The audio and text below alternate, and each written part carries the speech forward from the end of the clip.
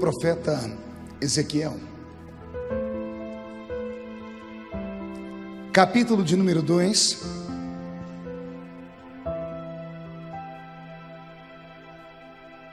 só um versículo do livro do profeta Ezequiel. E eu gostaria de convidar você para ficar de pé, para lermos esse texto em reverência à leitura da Santa Palavra. Todos encontraram? Está escrito assim: e esta voz me disse: filho do homem, põe-te em pé, e eu falarei contigo. Vou repetir. E esta voz me disse: filho do homem, põe-te em pé, porque eu falarei contigo. Feche a Bíblia, coloque no banco, na cadeira. Pegue na mão da pessoa mais perfumada do seu lado. Eu acho que ainda dá tempo. Aperte a mão da pessoa com carinho até ela falar aleluia. Pentecostal que não faz barulho está com defeito de fabricação, não é? Vamos orar?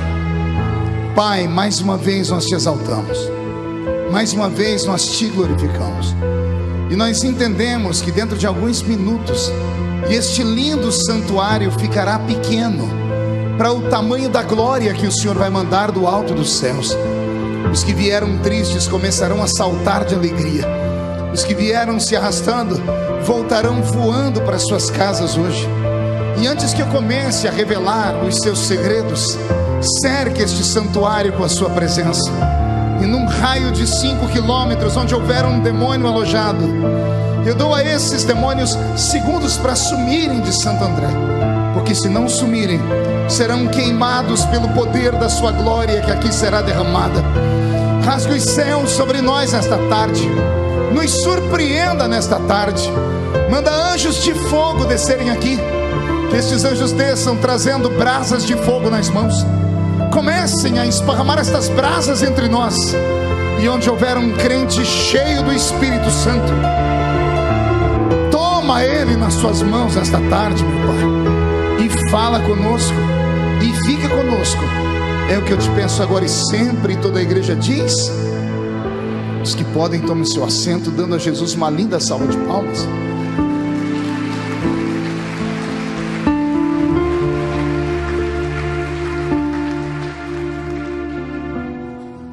Uma cirurgia, eu estava brigando com o meu, já desliguei o telefone, o médico, ele fica me acompanhando pela internet, pelas mídias sociais, falou: você está maluco, você tem que ficar 10 dias de repouso, em 4 dias que você fez a cirurgia, você está todo dia. Ontem foram 3 cultos, hoje esse já é o 3º culto, eu tenho mais um culto ainda hoje. E eu falei: doutor, fica tranquilo que o meu santo é forte. O meu santo, ele tem um nome muito especial em hebraico. Um dos nomes dele é Jeová Rafá, o Deus que sara todas as doenças. Posso ouvir mais um glória a Deus? Roberto, só baixa um pouquinho o som do teclado e mude a música para mim. Lá em Jerusalém, eu falava com o pastor Silas, e eu não sei se ele vai se lembrar que a gente teve um momento que falamos sobre a igreja moderna, sobre a pós-modernidade, o mundo relativista em que vivemos. Vocês viram uma irmã se aproximando aqui de mim, ela me entregou aqui um projeto de lei, e ela só faltou, eu vi lágrimas nos olhos. Deputado, nos ajude, porque profissionais de psicologia e outros tipos de profissionais do Brasil estão sofrendo por causa do aparelhamento do Estado por um partido que sempre foi comunista e nunca se escondeu. Isso é a pós-modernidade. O que é um relativismo? O relativismo é você colocar tudo sobre 2 pontos de vista. Nem sempre é assim, nem sempre é assado. O cristianismo é ideológico. Não há como você abrir concessões para erros, para pecados. Não há como você servir a 2 senhores. O relativismo vai colocar você exatamente na outra ponta, dizendo assim: não é possível sim você vir aqui no Congresso de Santo André e depois você ir pular carnaval. É possível você levar uma vida branda com Cristo, ser dizimista, fiel e tomar a sua cachaça, o seu uísque. É isso que o mundo moderno ensina. E essa pós-modernidade tem destruído a nossa fé. E eu falei para ele que eu tive um encontro com Deus há dias atrás dentro da minha casa. Estava com a minha família na cama, eu e as minhas 4 mulheres. Calma aí. Eu, minha esposa e minhas 3 filhas. Elas entraram, subiram na cama, a cama é grande, pularam, fizeram aquela festa. Eu disse, já que está todo mundo aqui, vamos fazer um culto. E fizemos um culto. Pregador não faltou, né? Comecei a pregar e foi uma glória, mas na hora de tirar a oferta, pense numa tribulação. Não saiu um centavo da mão das meninas. Mas depois que fizemos o culto, eu disse, agora eu vou orar para vocês ir dormir. E eu abracei minhas filhas e minha esposa. Fazia tempo que eu não fazia isso. E fazia tempo também que o Espírito do Senhor não fazia comigo o que Ele fez naquele dia. Sabe quando a gente é novo convertido e não sabe orar? E aí alguém que está nos discipulando dizendo assim, vai falando que vai saindo as palavras. Quando a gente era lá do interior da roça, a nossa fé era mais mística. Os irmãos diziam assim, só abrir a boca que o Espírito fala. Ele te ensina a orar. E aconteceu mais ou menos isso comigo. Eu comecei a orar, minha boca travou e vinham palavras na minha mente que eu não estava pensando elas. E o Senhor falou, ore, porque sou eu orando através de ti. E foi uma oração tão curta, mas tão poderosa, que caiu um pranto, e eu senti um renovo na minha alma. A oração foi essa: Deus da minha infância, visita as minhas filhas. Deus da minha infância na igreja, Deus dos cultos ao ar livre, Deus dos folhetinhos, Deus dos testemunhos, Deus dos congressos juvenis, visita as minhas filhas, porque infelizmente o que eu tenho de experiência não consigo tirar daqui, arrancar e plantar dentro delas. Por mais que eu saiba e conheça Deus, por mais que o pastor Silas saiba e conheça Deus, por mais que o Ordilei conheça Deus, nós não conseguimos tirar o que está dentro de nós e plantar dentro de cada um de vocês. Nós damos apenas um norte. Um pregador consegue trazer você no máximo até a beirada do rio. Saltar no rio é uma decisão sua. Conhecer Deus é uma decisão sua. E eu estava falando com Deus sobre esse culto aqui, porque ele para mim, dos dias de hoje, é o mais especial, é o que eu mais esperava, porque eu sabia que ia ter aqui uma gama de jovens. E eu falei, Senhor, me ajuda a pregar algo para eles, que toque o coração deles, que faça eles entenderem o que é referência. E o Espírito do Senhor me fez lembrar o texto que eu li. Preguei esse texto em muitos países do mundo, em inúmeras cidades do Brasil, mas sempre preguei com aquele viés pentecostal: põe-te em pé porque Deus vai falar contigo, e outras coisas mais. Mas dia desses, orando e estudando, o Senhor me fez tentar entender por que é que Ele falou para um homem de carne e osso ficar de pé. Aí quando eu começo a estudar a vida de Ezequiel, eu me derramo em lágrimas, porque você vai ver que ele é um herói anônimo e solitário. É um homem sozinho, que dentro de um cativeiro com mais de 1 milhão de judeus, tentava fazer aquecer a fé daqueles que haviam perdido ela. Se você estudar a história de Ezequiel como eu estudei, ele é levado para o cativeiro pelo rei Jeoaquim até Babilônia com 17 anos de idade. Você vai ver que ele termina os seus dias como profeta com 50 anos de idade, escrevendo lá o capítulo 47 do seu livro, falando sobre o rio do avivamento. E eu estava perto do rio e o Senhor entrou nas águas e mediu 1000 côvados. História também que nós ouvimos sempre pregarem. Então você vai entender que Deus levanta o profeta não para falar do fim do cativeiro. Deus levanta ele dentro do cativeiro, para ele profetizar para uma geração aprisionada, cativa. Deus falou com ele, se revelou a ele, mas nunca disse: você vai sair daí. Nunca. Então eu comecei a estudar a história, me aprofundei na história dos hebreus, nas histórias seculares, e eu descobri que Ezequiel assistiu em loco o assassinato do pai e da mãe. O rei Jeoaquim da Babilônia, conhecendo a cultura dos hebreus e também o seu estilo de governo, que era um governo teocrático, embora houvesse alguém que liderasse a nação, todos os reis, quando vão conquistar um povo, eles vão até a capital, e na capital entram dentro do palácio do governo, e quando fincam sua bandeira lá, quando conseguem amarrar o governante, então eles tomam posse daquele país. Todos os governantes que vinham contra Israel, ao invés de ir para o palácio, pastor Silas, iam para o templo. Por quê, pastor? Porque todos conheciam a fama de Israel. O governo deles não é um governo de homem, é um governo do céu. Então, se quer oprimir o povo e assustar o povo, aterrorize-os na sua fé. Então, ao invés de irem até o palácio dos reis e arrancar a cabeça dos reis, esses reis malucos entravam no santuário de Deus, pegavam os sacerdotes e decapitavam eles na frente do povo, dizendo assim: se o Deus que vocês servem não protegeu esse sacerdote, vocês não serão protegidos também. Ezequiel é filho de Buzi. Diga comigo, Buzi. Você ainda acha seu nome feio? O sacerdote Buzi, o sumo sacerdote Buzi. Se traçássemos a árvore genealógica dele, chegaríamos lá em Arão. Era um levita, nascido para esse trabalho.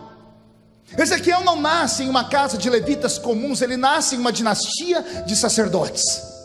Como ele nasce em uma dinastia de sacerdotes, esse é um menino premiado. Ao sair do ventre da mãe, toda a família já sabia o que ele ia ser. Todo mundo apontava para ele o que ele ia ser. Desde criança era ensinado: o seu pai foi sacerdote, o seu avô foi sacerdote, o seu bisavô foi sacerdote, o seu tataravô foi sacerdote, e você também vai ser um. Não ouvi um? Ele já sabia o que ele seria. Sabendo que seria um sacerdote, ele é arrancado do meio das outras criancinhas. E enquanto as criancinhas vão correr pelas ruas, o ensinamento para um filho de um levita começa aos 5 anos de idade. Não com leitura escrita, mas com cânticos e histórias. Pegam um braço do menino levita, esticam durante os ensinamentos, dizem assim: você não é normal. Aqui, ó, nas suas veias corre sangue de profetas. Não entendeu? Imagine você pegar uma criança que tem o seu momento lúdico de crescimento, que sonha com heróis, e você falar para ela: no seu sangue você tem o DNA de um super-homem, você tem o DNA de um Homem-Aranha. Imagine pegar um menino judeu e dizer assim: nas suas veias, garoto, corre o sangue dos profetas, homens que subiam a montanha e falavam com Deus cara a cara, homens que rompiam com o espaço-tempo, que quebraram a lei da gravidade, que fizeram com que moléculas de machado se transformassem em isopor e flutuassem em cima das águas. Essas histórias impregnando o menino. Toda criança precisa de um herói, precisa de uma referência de um herói, sim ou não? Quem aqui cresceu vendo heróis? O que não levanta nunca teve herói, não? Você não teve infância? Roberto, dá uma música triste aí, estou com pena. Vê a pessoa que não levantou a mão, dá um abraço nela, está carente. Eu era menino lá na Vila Tatu, pobre de marré. E a gente não tinha brinquedo, não tinha celular na época, graças a Deus. A gente não tinha nada. Então a gente ia brincar com o quê? A gente produzia os nossos brinquedos. Tinha um abacateiro lá em casa. Quando caiu os abacatinhos pequenininhos, pegava 4 palitinhos de fósforo, botava no pé, fazia as minhas vaquinhas. Pensa umas vacas gordas. E eu tinha 2 amigos, o Tom e o Jerry. O Tom, porque a mãe dele colocou o nome dele de Everton. Nome de pobre. Pega o nome de rico, põe num pobre, ninguém dá conta de falar Everton, então ficou Tom. E a mãe do outro é a mãe do Jerry. A mãe do Jerry colocou o nome dele porque ela era fã de um cantor da jovem velha guarda. Jerry sabe tudo, hein, cara? Jerry Adriane. Um dia esses 2 idiotas chegaram nesse idiota mor, falando assim: vamos brincar hoje? Vamos brincar do que hoje? Nós vamos brincar de Liga da Justiça. Cabeça de moleque. Falei, então vamos brincar Liga da Justiça. O Tom disse: eu sou o Homem-Aranha. O Jerry disse: eu sou o Batman. E eu, mais bonito e mais forte, disse: eu sou o Superman. Homem de aço. Aí falei: o que está acontecendo? Um disse assim: olha a nossa espaçonave. Eu disse: cadê a espaçonave? Aqui a espaçonave. Eu disse: eu não estou enxergando ele. Superman, use sua visão de raio-x. A nossa espaçonave está transformada em uma goiabeira. Cabeça de moleque não é normal. E eu falei: o que vocês querem? Eu sei voar. Não, hoje você vai entrar conosco na espaçonave. Entramos na espaçonave. Cada um sentou na sua poltrona. Pense numa desgraça. Aí nós estamos lá, daqui a pouco o Homem-Aranha fez assim. Eu falei: o que foi? Pô, você não está escutando? É o computador da NASA. Aí ele arrancou uma folha da goiabeira, falou: olha aqui, a NASA acabou de mandar um documento para nós, está escrito aqui: o sol está se apagando, só os super amigos podem nos ajudar. O Batman disse: fechem as portas da espaçonave. Eu falei: fechar como? Está tudo aberto isso aqui. Daqui a pouco os dois envergaram para trás e me puxaram também. Falei: o que foi? A espaçonave vai decolar. Mas deram um chacoalhão na espaçonave, que eu quase caí. Eu falei: o que é isso? É um motor de propulsão? Uma cabeça de criança, onde vai? E de repente nós fomos para o espaço além. E daqui a pouco estava indo tudo tranquilo, suave. Daqui a pouco estava uma chacoalhada. O que é isso? E fomos atingidos por uma chuva de meteoros. Mas estava, que viagem, uma viagem de verdade. De repente começaram a fazer um barulho assim, tu. Falei: o que é isso? A espaçonave, o casco está se derretendo, estamos chegando perto do sol. Aí o Homem-Aranha olhou para o Batman e disse assim: ó, minhas teias de aranha só funcionam em Nova York. O Batman disse: meu cinto de utilidade não presta aqui no espaço. Olharam para quem? Super-Homem. Disse: ó, Super-Homem, só você pode nos salvar. Pense num dia que eu me senti. Eu fiquei em pé na espaçonave. Eu abri a escotilha dela. Eu levantei os dois braços e disse: para o alto e avante. E pulei. Você ri porque não era você, bocó. Eu quebrei os dois braços, Silas. Os dois. Mas a semana da frente foi mais bonita ainda. Pergunte por quê.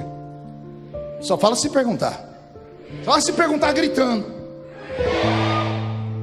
Eu andava nas ruas com os braços assim, as criancinhas me paravam e diziam assim, os amiguinhos diziam assim: oh, Superman, obrigado por nos salvar. Nós sabemos que a criptonita atingiu seus braços. Cabeça de criança. Essa história, porque criança precisa de referência. Eu só vou entender como é que Ezequiel, de 17 a 22 anos, de quantos anos? A quanto? Que é exatamente o tempo do primeiro capítulo para o segundo.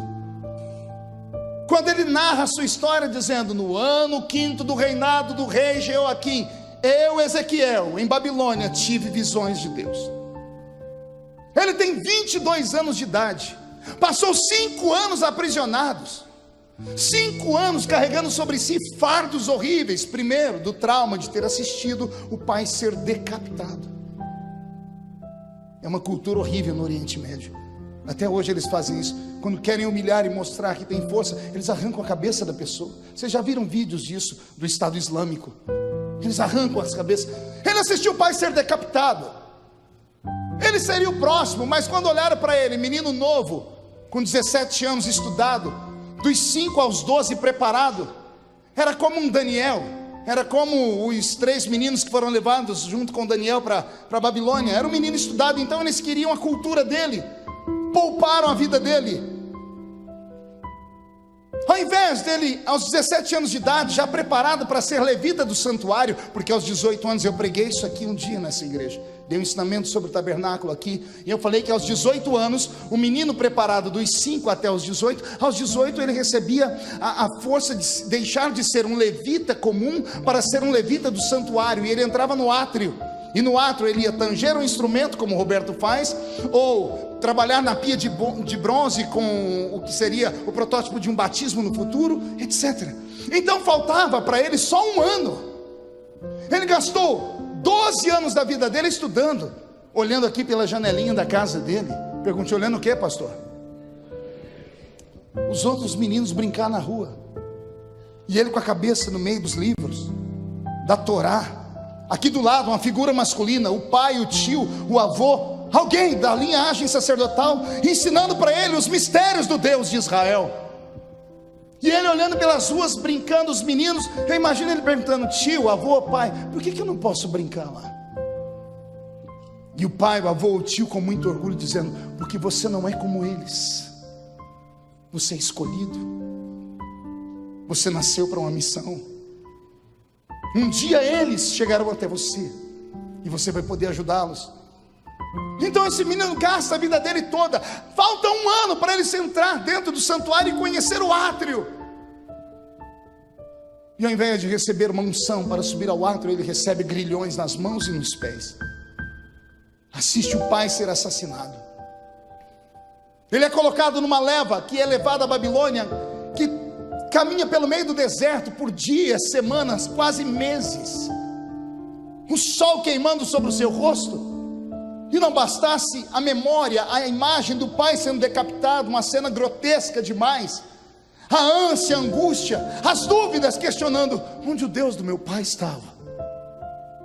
Não bastasse isso, no meio das levas, alguém deve ter conhecido ele, dizendo: olha lá o filho do homem que recebia o nosso dízimo, que recebia a nossa oferta, que falava para nós que ia ter paz e prosperidade no dia do Yom Kippur, do dia do perdão nacional. Ezequiel, além de ser agora órfão, escravo, é um pária no meio da sua própria sociedade. Os estudiosos do profeta Ezequiel, hoje os modernos, chamam ele de louco, de esquizofrênico.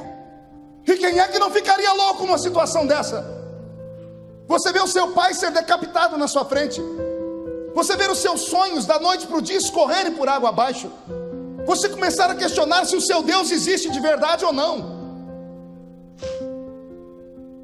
Quando eu estudo a história de Ezequiel, eu me pergunto, onde ele arrumou força para ficar 5 anos como escravo, subindo e descendo as ladeiras de Babilônia, indo até o rio Quebar, pegando água e argila, colocando em potes que ficavam sobre os seus, em uma canaleta sobre os seus ombros, fazendo o trabalho de um jumento, um trabalho que durava cerca de 14 a 15 horas por dia, com direito a uma refeição por dia, lavagem que sobrava da mesa dos grandes e água barrenta dos rios que corriam aquele lugar. 5 anos, e ele não esmoreceu. 5 anos depois, Deus visita ele e diz assim: ei, garoto, põe-te em pé, porque eu falarei contigo. Olhe para o seu irmão e diga: o que você acha? O que fez ele aguentar o tranco? O que você acha que fez Ezequiel aguentar 5 anos, com todas essas dúvidas? Preste atenção, me dê seu coração agora, por favor. Me dê, não me empreste não, me dê seu coração, que Deus vai falar muito conosco aqui. Só há uma explicação para Ezequiel ter permanecido fiel, mesmo tendo todos os seus irmãos contra si. Ezequiel a história dele é tão dolorida, que lá pelo capítulo 29 ele vai dizer assim: tudo na minha vida me foi arrancado, incluindo o deleite da minha alma. O que ele disse que foi arrancado dele? O deleite. Pergunte para mim, o que é o deleite, pastor? Ele arrumou uma namorada entre os cativos, mas nem a namorada aguentou as crises que ele tinha, os sonhos que ele tinha, as visões que ele tinha.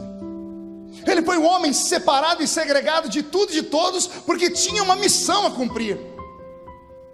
E eu perguntei a Deus: como é que ele aguentou, Senhor? O Senhor disse: só vai entender ele aqui se você imaginar como era a vida dele antes. Vem comigo.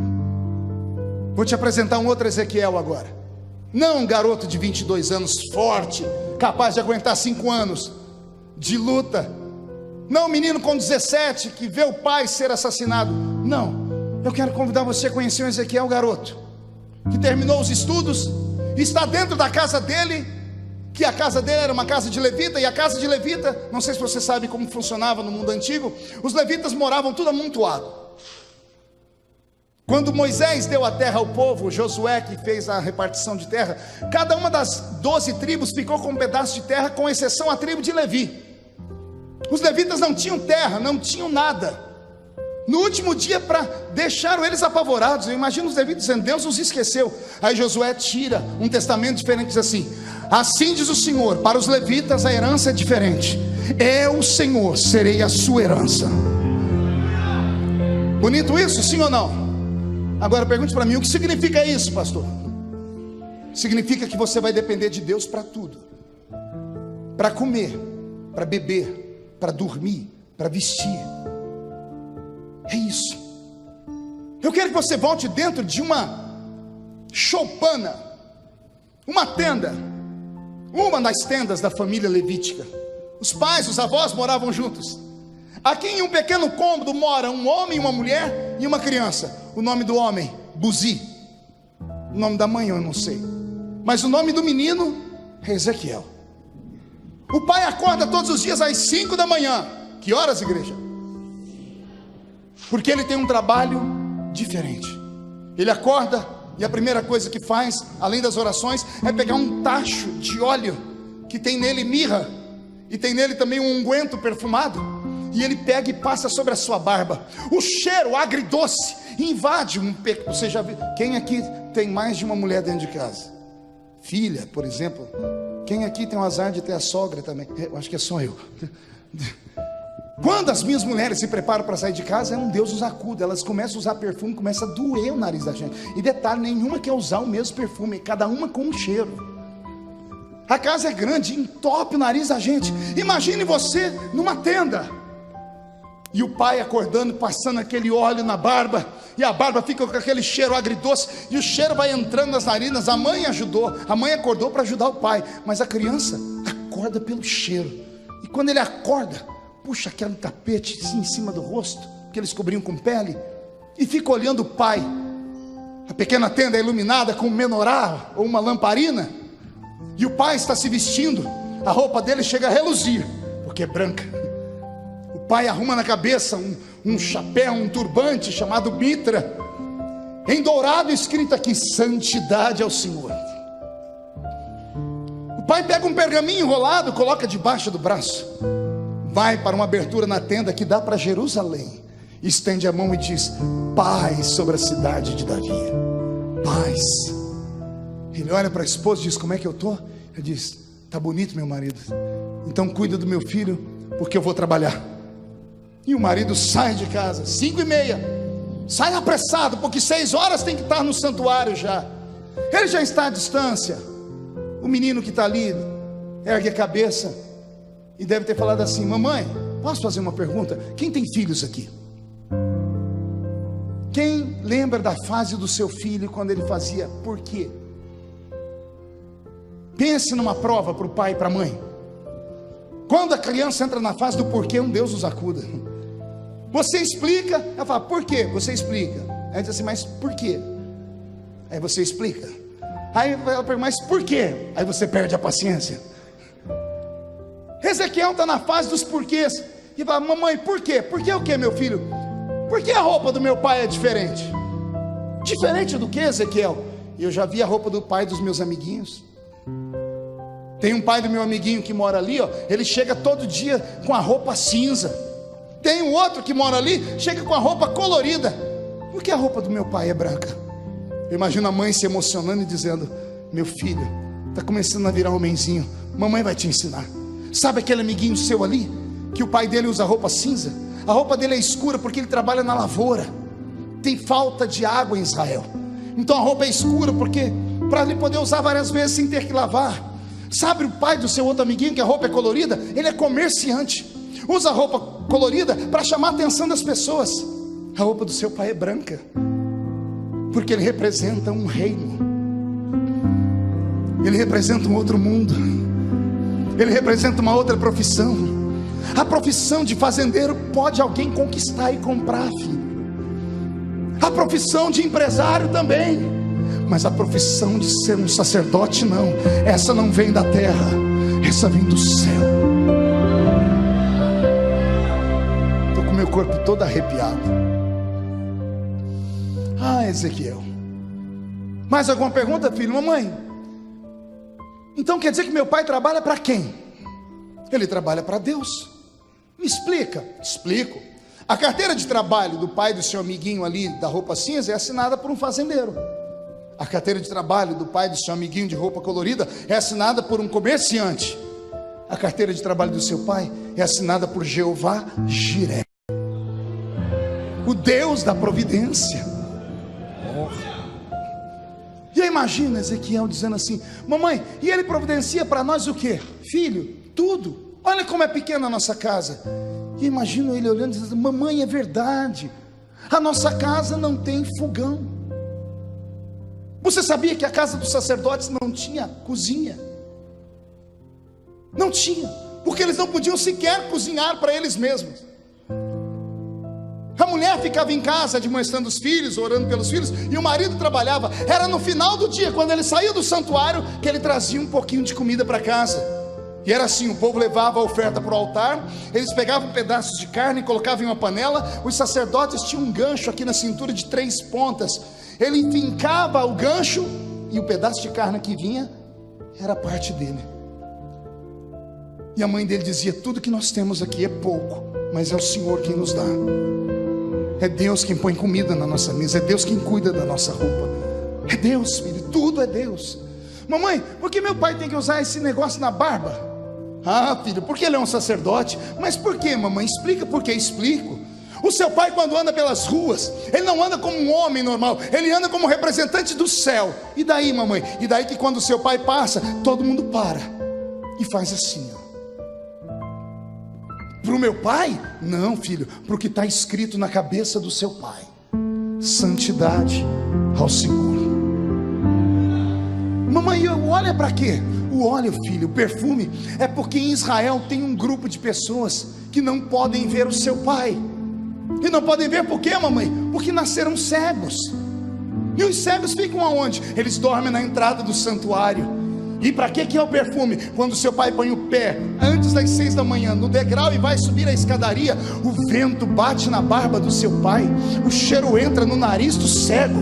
O cego tem o olfato mais apurado. O cego dá um pulo e diz: eu não vejo, mas o homem de Deus chegou aqui. Ah, Jesus! Esse menino cresce ouvindo coisas extraordinárias como essa. E a mãe diz: você será o próximo, meu filho. Vamos entrar comigo e ele numa escola rabínica. Ele está entre os demais levitas. E de repente, na hora de chamada, a professora diz: fulano de tal, presente, fulano de tal, presente. Aí ela solta a pérola: Ezequiel, filho de Buzi. E ele diz: presente. E todos os meninos olham para ele, cochicham entre si. Termina a aula, vão para um recreio, e os meninos sentam ao redor deles assim: você pode contar para nós como é ser filho do homem? Como assim? A gente sabe que o seu pai é o único homem de Israel que quando Deus quer falar conosco, fala com ele primeiro. Imagina ele dizer assim: gente, é uma aventura. Por quê? Porque tem um dia por ano que o meu pai sai de casa todo fantasiado. Como assim, Ezequiel? Todo dia ele sai de branco, mas tem um dia que ele sai de roupa branca, põe roupa colorida por cima, põe um colete por cima, tem pedra aqui, tem pedra aqui, tem pedra aqui, tem campainha em romã. Meu pai vai andando e vai fazendo blim, blim, blim, blim, blim. E nesse dia ele não deixa a gente em casa não. Ele sai e eu e minha mãe vamos atrás. A gente chega na entrada do templo e ele diz: vocês fiquem aqui. E papai entra. Quando o pai entra, ele passa pelo átrio e os meninos tiram a roupa dele e lavam ele. Aí minha mãe conta que quando ele entra no lugar santo, ele faz sacrifícios por mim, pela mamãe, pelo vovô, pela família e por todo Israel. E depois eles colocam a mão do meu pai dentro de um tacho cheio de sangue. Aí eles amarram meu pai pela cintura, porque tem um lugar lá dentro chamado Santo dos Santos, e só meu pai pode entrar lá dentro. Eles abrem a cortina, meu pai entra, uma corda amarrada, enquanto tem barulho de plim, plim, plim, eles vão dando corda. Quando meu pai para o barulho do plim, plim, plim, todo mundo se ajoelha lá no lugar santo. Os que estão no átrio vê os do santo dobrar os joelhos, do átrio dobra o joelho também. Nós que estamos aqui no alpendre, dobramos o joelho. E de repente, é aquele dia que todo Israel se ajoelha, mas só o meu pai fica de pé. Você está conseguindo entrar comigo na história? E aí, Ezequiel? E aí, é a minha mãe que conta que quando meu pai está lá dentro, o eterno, aquele que não se sabe o nome, aquele que quando se revelou a Moisés disse: o meu nome é eu sou o que sou, o Criador do universo, aquele que criou anjos tão poderosos que bastou um anjo para em uma noite matar 185 mil soldados do reino da Síria, aquele que criou o universo pela força do seu poder e pelo poder da sua palavra sustenta este universo de pé. Ele Ele sai das nuvens e senta em cima da arca da aliança, e ele olha para o meu pai cara a cara. E aí, Ezequiel, e aí que Deus fala alguma coisa para o meu pai, e Deus volta para a casinha dele lá no céu. E o seu pai? E eu imagino Ezequiel rindo. Pergunte por quê? Só fala se todo mundo perguntar. Porque ele imagina ele ter ouvido da mãe dele, e a mãe dele ouviu do pai dele. Bem, quando Deus termina de falar comigo, eu não tenho força para andar. Quando Deus termina de falar comigo, meus órgãos não reagem, eu fico estático, paralisado. Às vezes eu vejo crentes contarem milagres extraordinários, mas sem nenhum tipo de sentimento. Eu vejo algumas igrejas postarem sinais, alguns sinais, e as pessoas só dão glória a Deus. Pelo que eu entendo, quando um sinal de Deus acontece, não dá para você nem dar glória a Deus. O corpo trava, porque é um terror.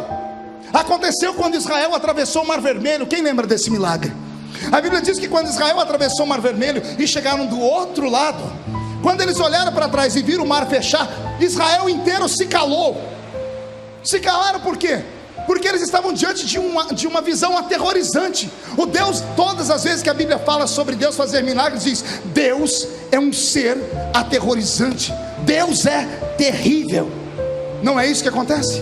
Pois bem, o que foi que quebrou o transe de Israel? Um crente pentecostal do Velho Testamento, uma mulher que pegou um pandeiro, bateu na perna e gritou: Ei Israel, só o Senhor é Deus, Israel, vamos adorar a este Deus, Israel. E eu imagino o menino dizendo assim: minha mãe diz que o meu pai fica lá parado porque não consegue andar, aí todo mundo arrasta meu pai para fora. E quando meu pai sai lá de dentro, ele estende a mão sobre Israel e diz: paz sobre Israel, prosperidade sobre Israel, perdão sobre Israel. Agora olhe para mim. Uma criança, um menino que cresce diante de tal visão, você acha que ele será normal? Você acha que ele será uma criança comum? Ei, psiu, não olha para a goteira, não, olha para mim. Você acha que é normal? Só você estudando os fundamentos de as bases dele, você vai entender porque ele permanece de pé mesmo diante de tantas lutas. Uma geração que não tem alicerce, uma geração que não tem referência, uma geração que não tem contato com aquilo que é extraordinário. Deixa eu usar a linguagem moderna de vocês, com aquilo que é místico, com aquilo que é transcendental, com aquilo que é anormal. Ela nunca entenderá o que acontece dentro de uma igreja Assembleia de Deus. Nunca compreenderá quando vê um vídeo e vê pessoas pularem malucas, extravagantes, ou outros rodarem. Nunca entenderão isso. Sabe por que nunca entenderão? Porque nunca viveram isso. O que falta na nossa geração é aquilo que sobrava na nossa, Silas. O que faltava na nossa, eles têm de sobra. A geração de vocês tem tudo. A geração de vocês tem tudo. Tem McDonald's, tem cinema, tem futebol. A geração de vocês tem arte. A geração de vocês tem faculdade, universidade. A geração de vocês tem tudo. O que a nossa não tinha, Facebook. Mas a geração de vocês não tem aquilo que a nossa tem. A nossa tinha Deus, joelho no chão, temor,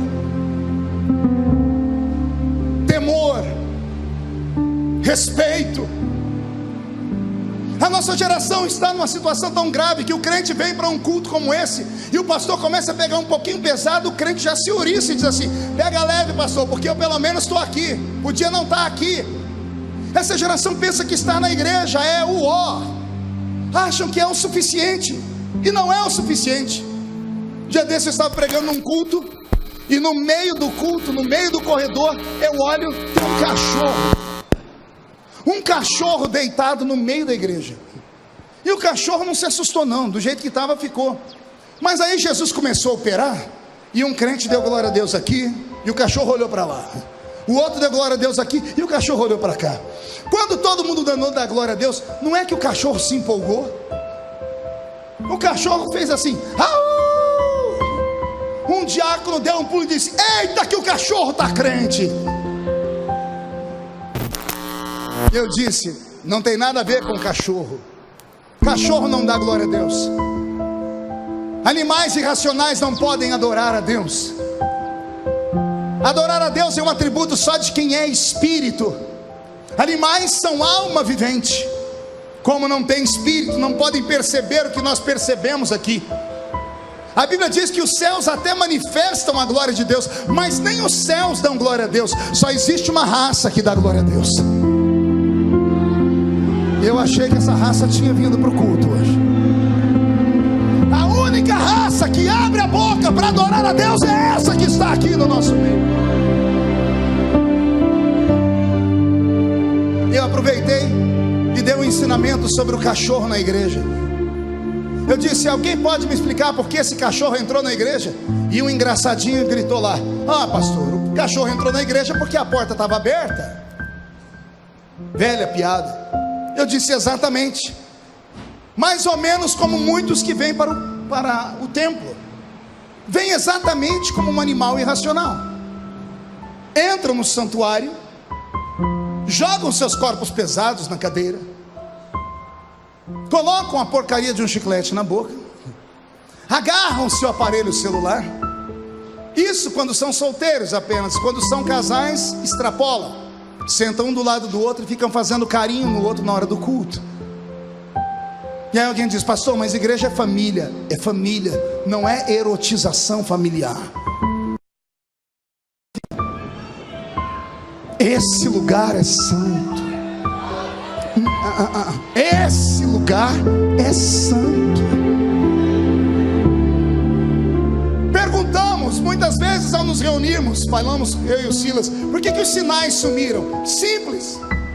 Os sinais sumiram porque a nossa geração não os quer.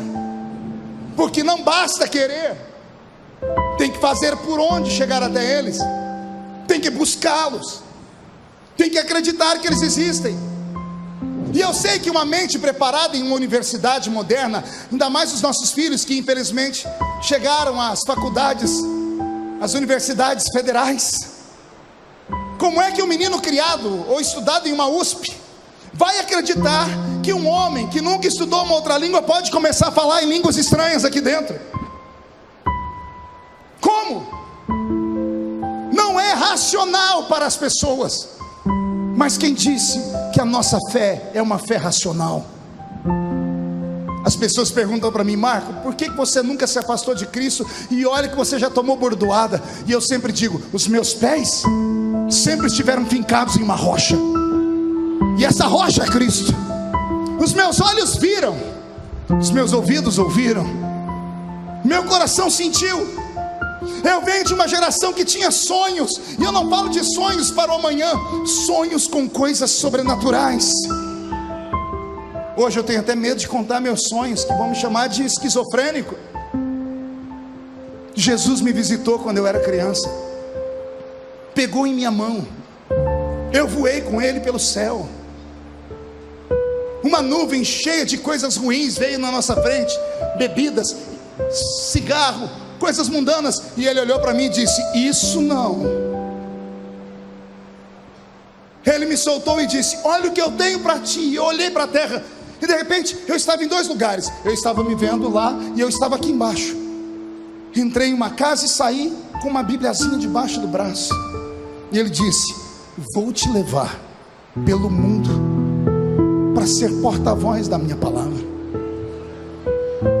Agora olhe para mim e pergunte: por que ele falou com o senhor, pastor? Porque eu ficava lendo livros,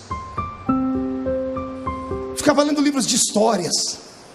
Heróis da fé, Silas, heróis da fé. Você sabia que Santo André, que deu nome a essa cidade, morreu, por exemplo, em uma cruz em forma de X, porque não achou-se digno de morrer como Cristo? Por isso tem a cruz de Santo André. morreu em forma de X. Eu li livros que nunca mais saíram da minha mente. Eu li o livro Ei Deus, uma americanazinha maluca, não sabia ler nem escrever, tudo que ela ia orar, ela falava assim: Ei Deus! E Deus rompia com todas as coisas normais e dava para ela. Eu li O Vinho Novo é Melhor, Robert Tom, um homem que tinha o dom da revelação, como eu nunca ouvi falar nos tempos de hoje, nunca houve como ele antes. Eu li O Apóstolo dos Pés Sangrentos e chorei com ele. Eu li O Anjo Sem Asas, missionário da China. Olha o que eu fazia na minha infância. Eu morava numa casa de 2 cômodos só, 12 pessoas, a gente não tinha nada, mas quando eu ia para a igreja, os irmãos pegavam aqueles livrinhos velhos e diziam assim: ó, leia isso, que isso vai te ajudar. E eu ficava comendo os livros no meu quarto solitário, e eu lia aquelas histórias, e como eu ainda estava na fase da pré-adolescência, eu acreditava naquelas coisas. E você atrai aquilo que você acredita. Pegue esta: você atrai a unção que você respeita. Vou falar de novo: você atrai para si aquilo que você respeita na vida do outro.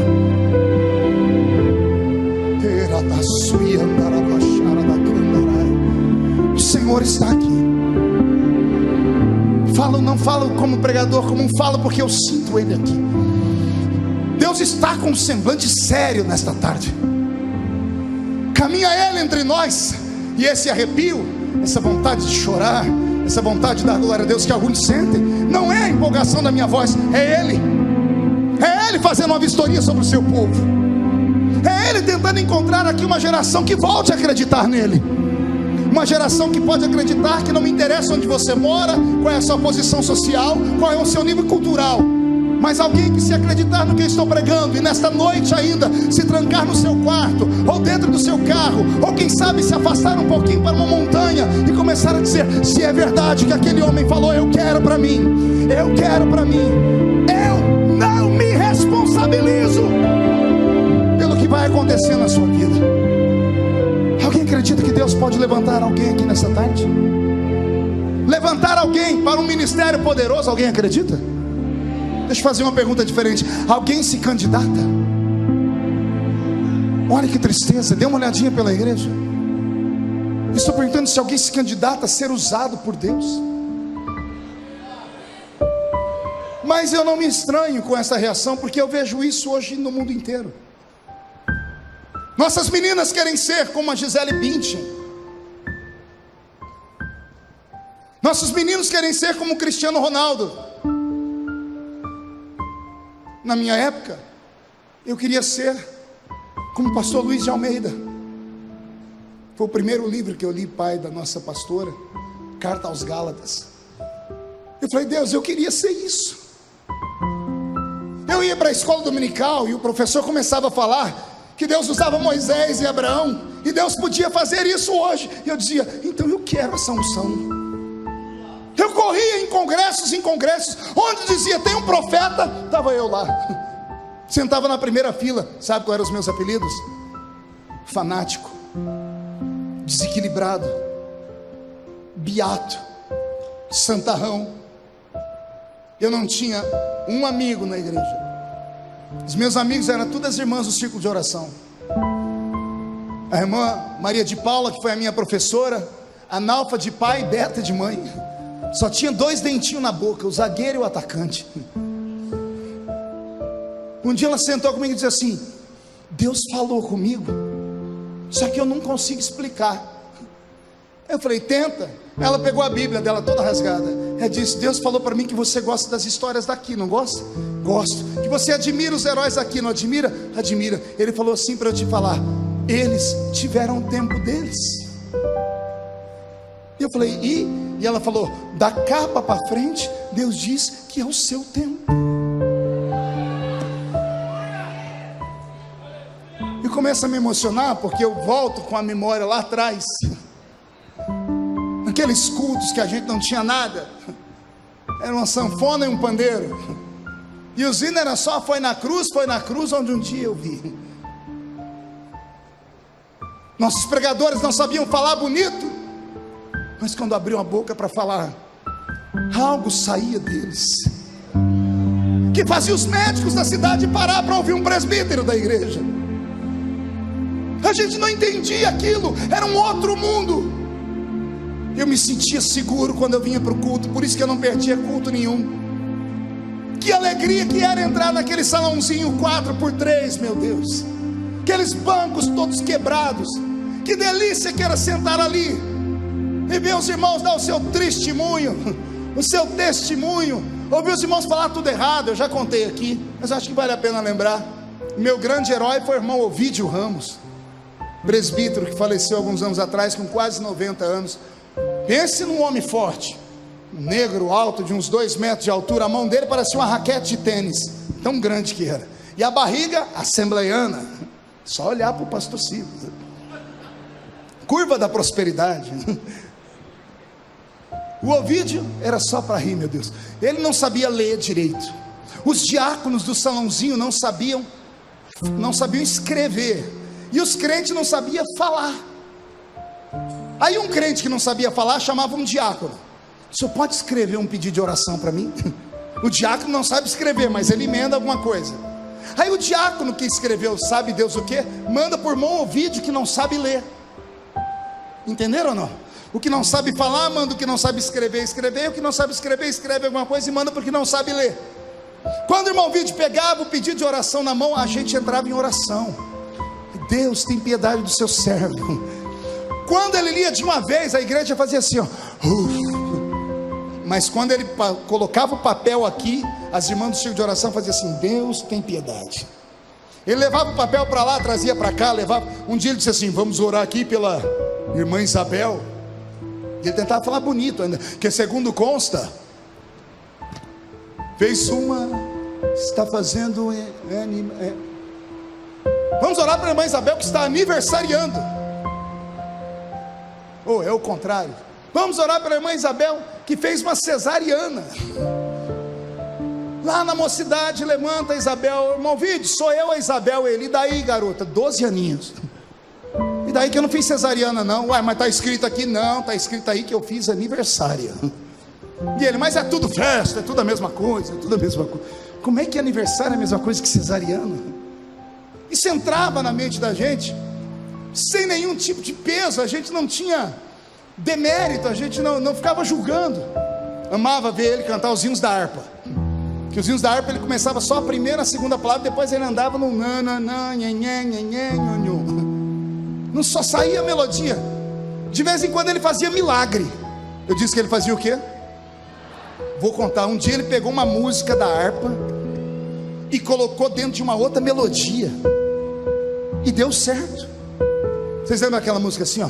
Já refúgio a glória eterna de Jesus, o Rei dos Reis, em breve os reinos desse mundo. A música é linda, não é? O irmão Vídeo acabou com a música. Ele foi cantar ela e começou: já refúgio a glória eterna de Jesus, o Rei dos Reis, em breve os reinos desse mundo seguirão as suas leis, e os sinais da sua vinda já se mostram cada vez. Ele cantou Asa Branca. Eu atrás de uma pia, que era um antigo bar, eu tinha uma crise de riso. A irmã Maria de Paula, a minha profetisa, olhou assim e falou: você está rindo do que, menino? O irmão Vídeo está cantando uma música diferente, né? Ela disse: você não vê que Deus deu para ele um cântico espiritual?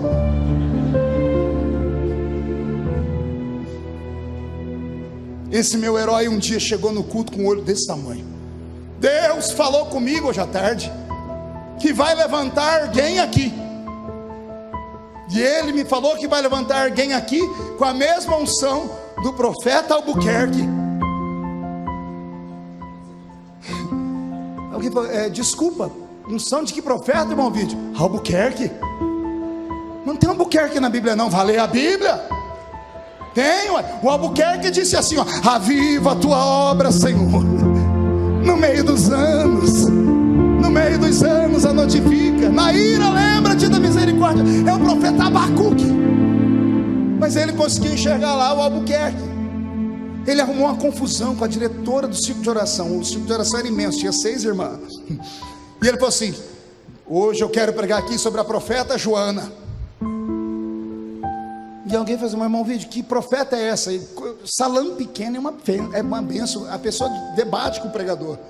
Como é que é? Vou falar sobre a profeta Joana. Mas que profeta é essa? Não tem na Bíblia? Você não tem lido a Bíblia. Profeta Joana é aquela que o peixe engoliu? É Jonas.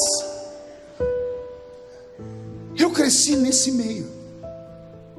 A gente ria muito, mas quando esse velho levantava a mão no final do culto, tirava o óculos e dizia assim: eu não sei falar bonito, as lágrimas desciam. Ver um homem de 2 metros chorar é bonito. Ele dizia assim: eu não sei falar bonito, mas eu sei falar 4 coisas que ninguém nunca vai tirar de mim. Primeiro é que meu Jesus salva. Segundo é que ele cura. Terceiro é que ele batiza com o Espírito Santo. E quarto, vai voltar nessa terra para me arrebatar.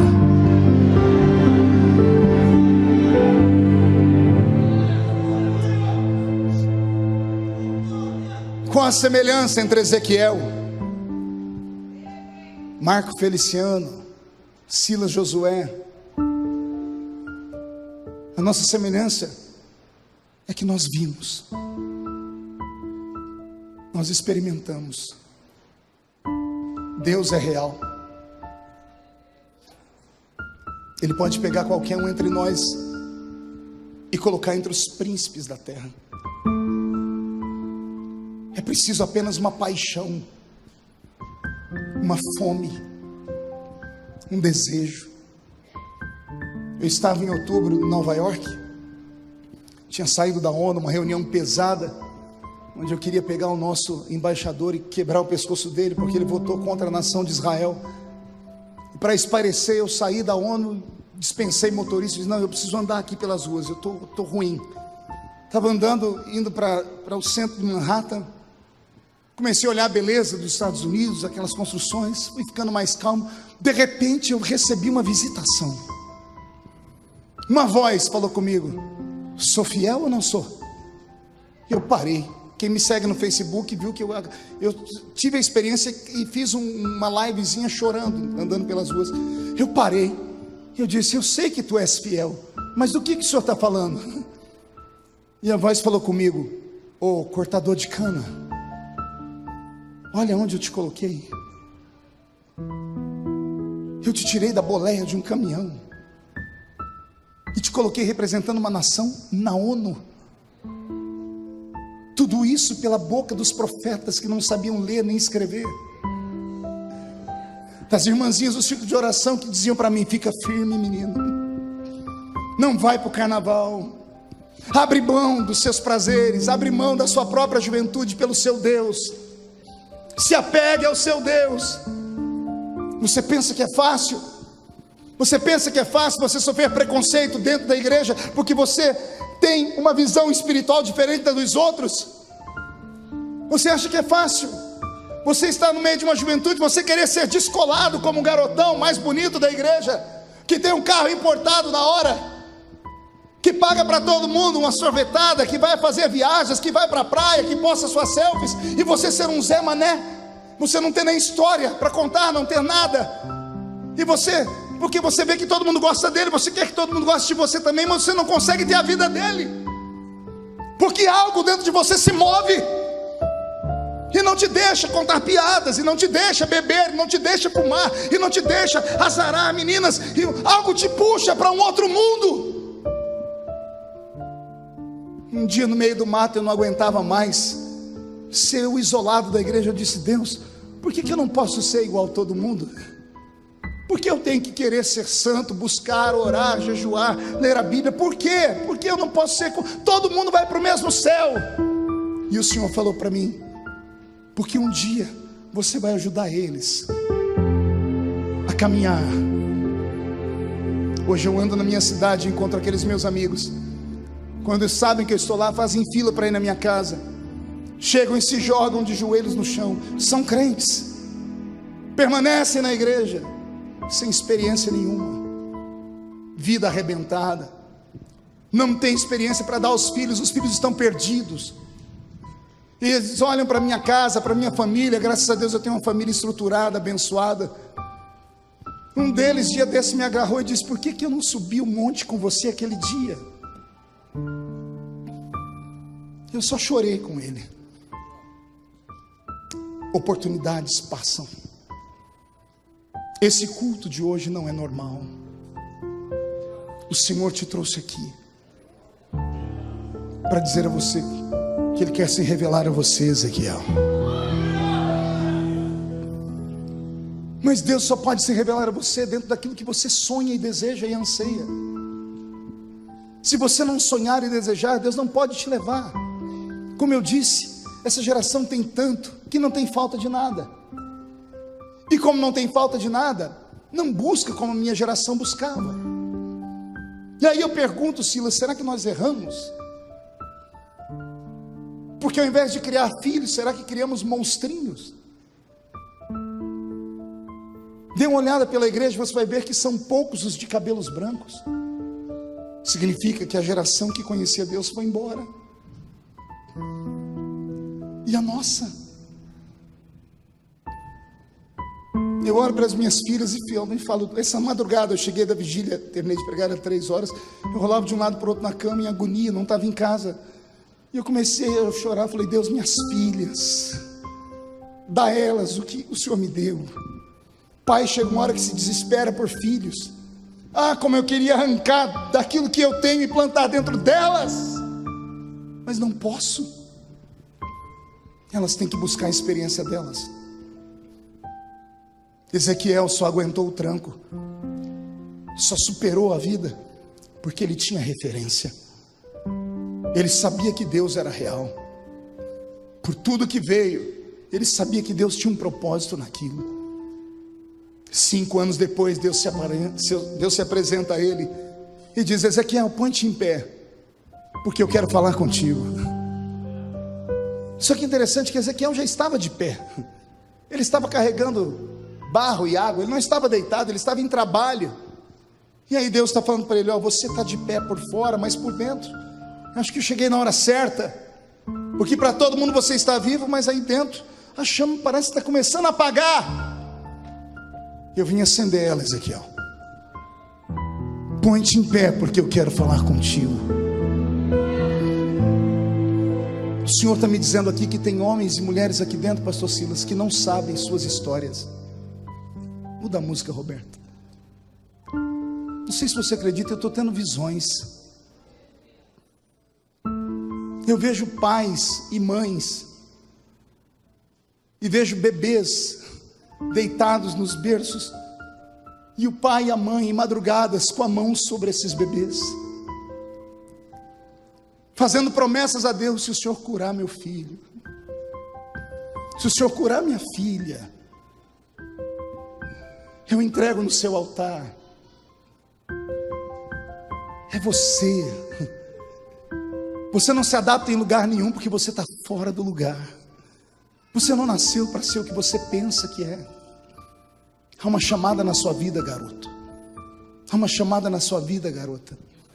Há uma chamada na sua história. Ah, se você pudesse ver como Deus enxerga o futuro. Eu estou pregando aqui hoje para os maiores pregadores desta geração. Nem um amém eu escuto. Eu estou profetizando. Eu estou pregando para os maiores pregadores desta geração.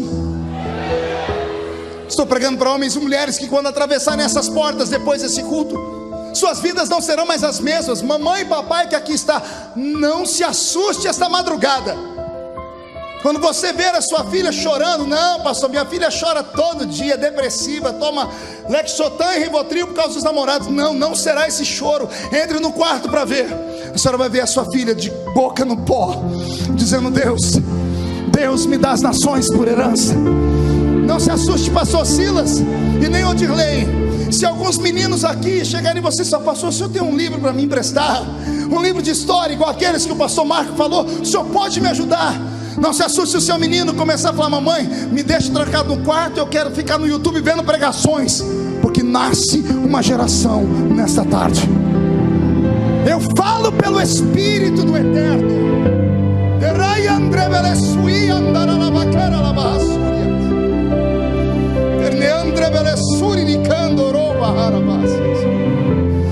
Elohim, Teloman, Rivais, Rababashi, Eterio Kabarastei. Se tu estás nesta palavra, Eterno, se revela para o seu povo. Se o Senhor está nesta palavra, se move no meio deste povo e me mostra os meninos e meninas que têm sonhos, que estavam amortecidos, trancados, esvaziados. Incline a cabeça.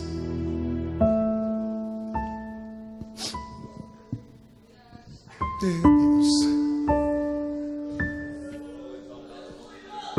se a sua vida terminasse agora, como se apresentaria diante de Deus? Valeu mesmo a pena? Só estudos, cultura, roupas bonitas, um Instagram bombado? Deus está te olhando e está dizendo: eu preciso de você, menino.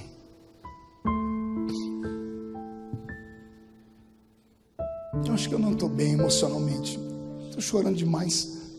Eu olho para esses jovens e me vejo neles. Um menino no meio da igreja que escutava os pregadores pregar e dizia: me usa como o Senhor usa eles.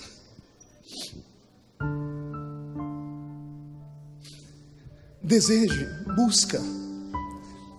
Não importa as suas fraquezas, não importa as suas lutas, as suas dificuldades.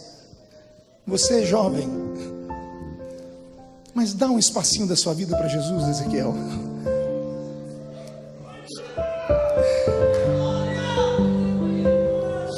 Deixa Jesus te usar. Dá uma chance.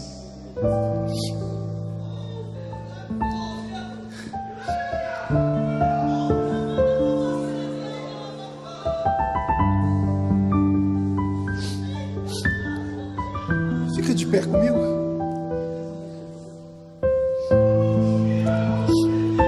Eu queria fazer um convite. Só um. Inclina a cabeça. Eu queria que perto de mim um Ezequiel, ou uma Ezequiel, alguém que tem vocação e chamada, mas no meio da caminhada teve torturas, traumas, frustrações, e dentro do cativeiro achou que Deus tinha esquecido o que Ele falou com você.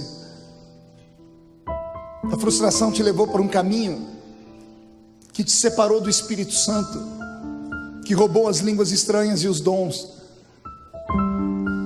E eu queria orar por você hoje, porque eu creio na sua chamada. O que o Senhor quer de mim, pastor? Eu quero você aqui na minha frente. Por quê, pastor? Porque eu sei que Deus te conhece. Acalma o seu coração. O teu silêncio, ó Pai. Vem, missionária. Quando eu ouvia isso, vem, missionária. O vento da aflição. Vem, pregador. Quer apagar a chama. Vem, avivalista. Da minha adoração. Vem, profeta. Mestre. Vem. É um oceano. Chegue mais perto aqui de mim. Será que a gente consegue atravessar esse corredor? Quero vocês aqui, atravessem os outros lados. Minha vida é um barquinho. Vem. Buscando direção. Pai, mãe, me ajuda a orar. Descanse em minha alma. Os mais velhos, me ajudem a orar. E acalma a tempestade que agita. Essa aqui é a Assembleia de Deus.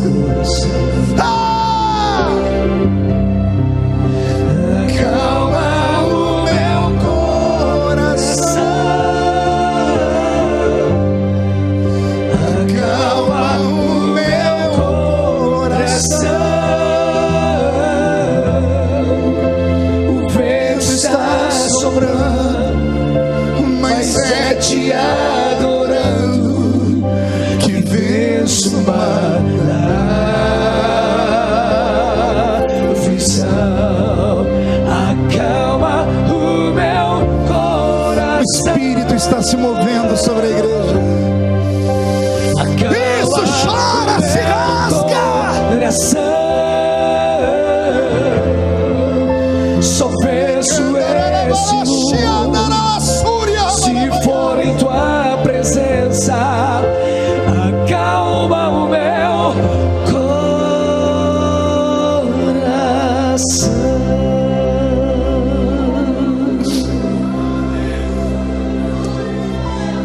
Olhe para mim um minutinho só, por favor. Pegue na mão de quem está do seu lado. Eu estava pregando em Angola alguns anos atrás. Eu fui para uma série de palestras para meninos e meninas sobreviventes da guerra. Eu preguei para 30 mil meninos e meninas sem pernas, sem braços. Eram cruzadas, cultos 2, 3 vezes por dia, 30, 40 quilômetros de distância. E no último dia, quando eu fui para o aeroporto, os irmãos, em agradecimento à minha estadia lá, me levaram um monte de presente. Me levaram banana, laranja, não tinha como trazer. E aí, pastor Silas, no meio da multidão saiu um africano de uns 2 metros de altura, uma vareta. Chegou perto de mim, mas chegou chegando, e eu fiquei com medo dele. Você já viu que o tamanho eu não tenho. Eu olhei para ele, eu ia na cintura dele, eu falei: pois não, irmão? E ele disse assim para mim: o que o senhor pregou esses dias aqui é verdade? Eu falei: eu preguei tanto. Ele disse: o senhor pregou tanto, mas todo dia falou que Deus quer levantar alguém. Eu falei: é verdade. Ele falou: o senhor acha que Jesus tem coragem de usar um homem igual eu? E eu falei: por que não? Ele falou: olha a minha roupa, pastor, short, camisa, descalço. Eu moro na praça. Minha mãe morreu de fome, meus irmãozinhos foram adotados. A única comida que eu tenho é que essa igreja que o senhor pregou dá pra gente, sopa. E o senhor falou que não tem problema, que Jesus pode usar qualquer um, só que eu não sei ler, não sei escrever. Ele não tinha nem dente na boca. Eu falei: Jesus, eu não vou mentir, porque o sofrimento dele já é grande, eu não vou iludir esse homem. Quando eu fui falar para ele, dando uma desculpa, o senhor falou para mim: não é você que faz, sou eu que faço. E eu falei: e aí? Fala para ele que eu vou usar ele. E eu falei para ele: Jesus vai te usar. Ele abaixou a cabeça. Quando ele abriu os olhos lacrimejando, ele me agarrou e disse: é, pastor, e como é que vai ser? E eu falei: isso ele não me falou, calma aí. Jesus, como é que você vai usar ele? E o senhor falou para mim: manda ele ajoelhar na sua frente. Ele ajoelhou, ficou do meu tamanho. Falei: e agora? O senhor disse: abraça a cabeça dele no seu peito. E eu falei: e agora? O senhor disse: agora a hora para que eu dê a ele do mesmo espírito que eu te dei. Até então eu nunca tinha ouvido falar em transferência de unção, em Deus repartir o que um homem tem para dar a outros. E eu orei com aquele homem, ele deu um pulo, começou a falar em línguas. Eu achei que ele estava sendo renovado, mas tinha sido batizado com o Espírito Santo. Ele falou: pastor, o que é isso? Eu disse: é Deus te usando. Ele falou: então o senhor dá licença que eu estou atrasado. Ele olhou no meio daquele, tinha umas 5 mil pessoas. Ele saiu botando a mão na cabeça de todo mundo. Quem não caía no Espírito, caía pelo peso da mão dele, ou endemoniado. O povo esqueceu de mim, vocês acreditam? Foram tudo atrás dele. Eu entrei lá no aeroporto, daqui a pouco peguei o avião. Quando o avião decolou, eu olhei pela janelinha, lá pelo aeroporto eu vi aquela multidão. Era um monte de pontinhos, né? Mas tinha um pontinho que onde ele passava ia abrindo espaço.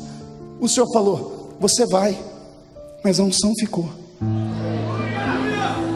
Passou os anos, uns 4 ou 5 anos depois, eu estou em casa, recebi uma ligação. Uma voz falava comigo num português lusitano, um português de Portugal, que é quase uma língua estranha, né?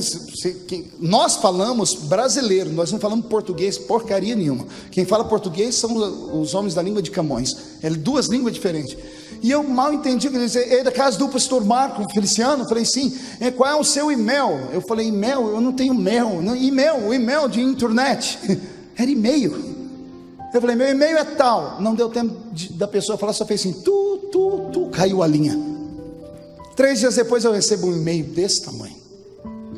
O e-mail começava assim: muito obrigado por ter plantado em mim a semente da fé. Muito obrigado por ter acreditado em mim. Eu falei, meu Deus, em quem que eu acreditei? E aí ele começou a narrar a história dele. Eu sou africano, pastor, que estava lá no aeroporto aquele dia. O senhor lembra que eu dormia lá na praça? Naquele dia, quando eu saí orando, tinha um pastor escondido no meio do povo. Ele falou, você mora onde? Eu moro na rua, vem morar na minha casa. O pastor cuidou de mim, me deu bastante comida, fui ficando gordinho. Veio os médicos do bem, que é um grupo americano que visita, e olharam para mim, me escolheram e me deram os dentes. Eu fiquei gordinho, alto, com os dentes. A filha do pastor se engraçou comigo. E o pastor disse, só vai casar com a minha filha se aprender a ler e escrever. E ele me botou na escola, aprendi a ler e escrever. E agora, sou genro dele. E estou indo para o campo missionário. O primeiro africano a sair como missionário daquele vilarejo no centro de Luanda, perto de Macolusso.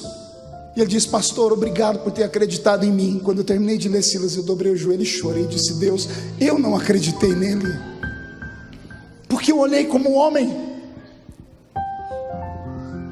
Às vezes você olha para você e não acredita em você mesmo, que quem olha não vê nada em você. Mas não importa o que você tem, não importa só o que você é. Se você não tem, Ele acrescenta. Deus dá. Deus vai te dar revelações, Deus vai te dar um norte, Deus vai te dar uma chamada, Deus vai moldar o seu caminho. Escreve o que eu estou dizendo, só se entrega, se joga nessas águas, e o Senhor Deus vai te usar muito. Você crê nisso? Os Ezequiéis que vieram à frente, inclinem a cabeça.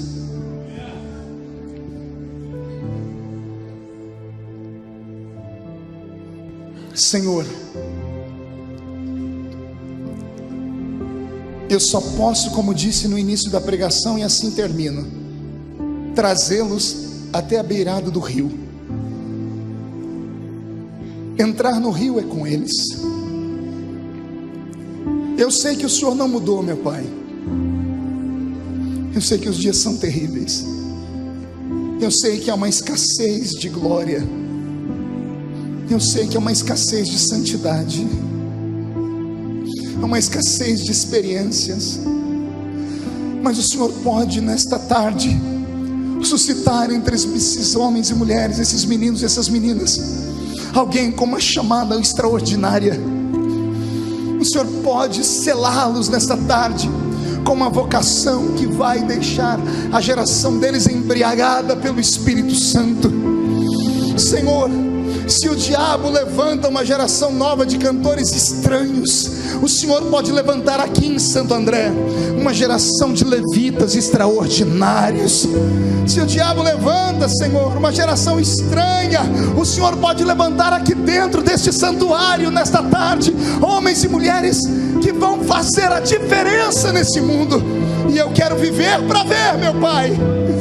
Senhor, não desabafando, mas já desabafando. As minhas forças estão indo, a minha geração está passando. Já não temos mais a empolgação e a saúde de antes. Então não deixe, Senhor, os nossos olhos se fecharem sem vermos uma geração que vai dizer: podem dormir em paz, porque nós não vamos deixar a bandeira do Evangelho tombar na terra. Salva os nossos filhos, meu Deus. Deus da minha infância, Deus da minha infância, entra aqui no santuário de Santo André nesta tarde. Entra pelos corredores e essas cadeiras, vai naquela galeria, passeia neste altar, fala com eles, abraça eles, se revela a eles.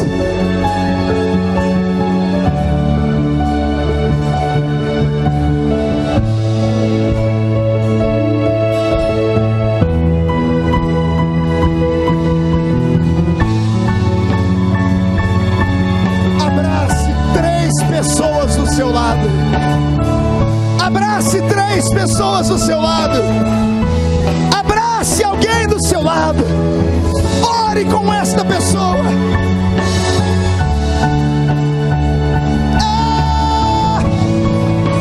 Ora vem, Senhor Jesus. Tu és a minha luz, a minha salvação, e a ti me renderei. Se ao teu lado estou, seguro em tuas mãos, eu nada temerei.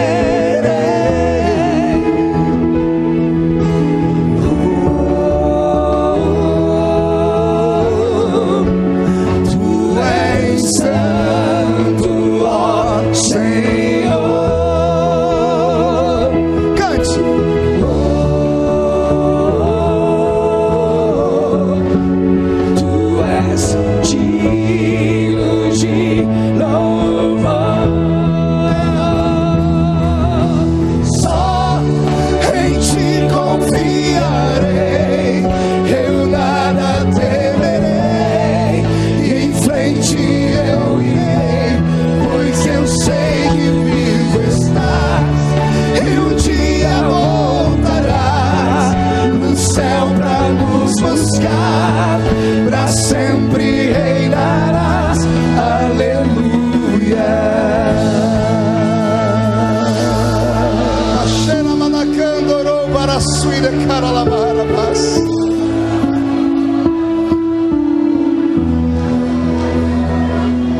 Vem Jesus, vem Jesus, Maranata, ora vem Senhor Jesus. Cante. Vem. Convida. Chama Ele. Isso. Podemos fazer melhor do que isso. Vem Jesus. Vem Jesus. Maranata, ora vem Senhor Jesus. Vem Jesus. Recebe a unção, a glória, a chamada. Seja batizado com o Espírito Santo. Só em ti confiarei, eu nada temerei. Em frente eu irei, pois eu sei que vivo estás. Eu te voltarás no céu pra nos buscar, pra sempre reinarás, aleluia. Só em ti confiarei, eu nada temerei. Em frente eu irei, pois eu sei que vivo está, e um dia voltará no céu pra nos buscar, pra sempre reinarás, aleluia. Quem pode aplaudir a Jesus? Quem pode aplaudir e gritar?